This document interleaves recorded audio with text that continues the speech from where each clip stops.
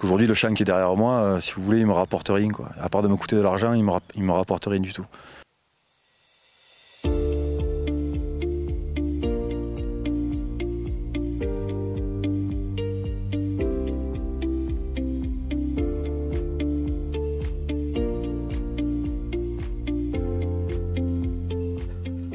Bonjour, donc Jonathan Mourard, je suis producteur d'huile essentielle à Sceaux, dans le Vaucluse. Voilà, je suis installé depuis 2008 sur une structure environ 5 hectares, dont les 3 quarts en lavande production huile essentielle. L'huile essentielle ne se vend plus, ça me coûte pour la produire, mais ça fait 2 ans que c'est très compliqué à vendre. Et là, on vend déjà à perte cette année, on ne tiendra pas encore longtemps comme ça.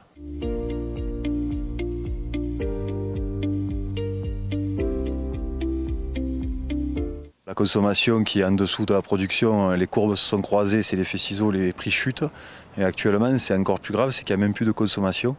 Donc on se pose énormément de questions, notamment donc, à la coopérative que je représente, Parfum Provence Ventoux, dont je suis vice-président. On a à l'heure actuelle 75% de notre production qui est en stock dans nos locaux. Et on ne sait pas comment ni à qui on va pouvoir la vendre, étant donné que la prochaine récolte arrive à grands pas.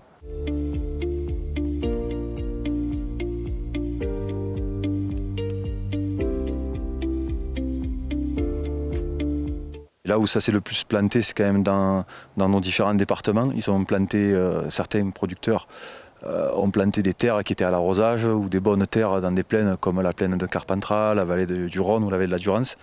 Et là, si vous voulez, quand nous, on produit entre 80 et 90 kg d'huile essentielle sur un hectare sur le plateau d'Albion, eux, ils en font le double, voire même le triple, s'ils arrosent, quoi. Donc là, on peut pas être concurrentiel, c'est impossible. Bon, on ne peut pas leur en vouloir à ces paysans qui ont voulu se diversifier et trouver notre mode de culture.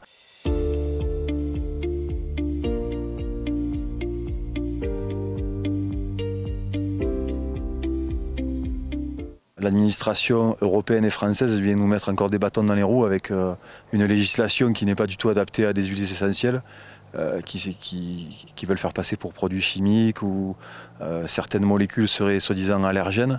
Enfin, je veux dire, les huiles essentielles, ils s'en remettent depuis la nuit des temps et jusqu'à preuve du contraire, quand c'est bien utilisé, jamais personne n'en est mort.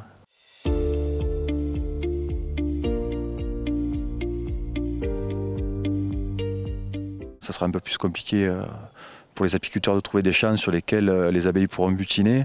Le tourisme, s'il n'y a plus de lavande, je pense qu'il y aura moins de touristes, même qu'ils ne viennent pas que pour ça, ils viennent aussi pour le Ventoux, ils viennent aussi pour le plateau et pour les gens qui y vivent. Mais c'est vrai que la lavande, ça draine énormément de tourisme. Donc oui, on est assez inquiet, d'abord à titre personnel pour le monde agricole, et après pour l'économie du village et des villages du plateau, et encore bien au-delà du plateau.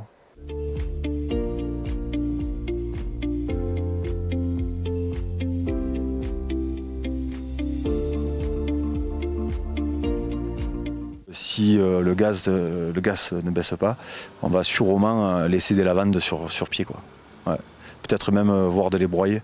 Parce qu'aujourd'hui, le champ qui est derrière moi, si vous voulez, il me rapporte rien, quoi. À part de me coûter de l'argent, il me rapporte rien du tout.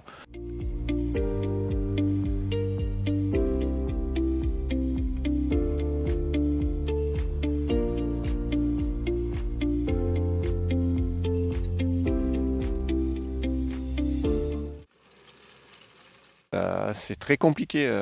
Je les ai incités, je les ai toujours poussés en leur disant ouais, ça va le faire, vous allez prendre la suite et puis l'exploitation va pouvoir perdurer dans le temps, comme j'ai pu reprendre celle de mon père. Et là, clairement, je me dis est-ce que je les envoie pas dans le mur?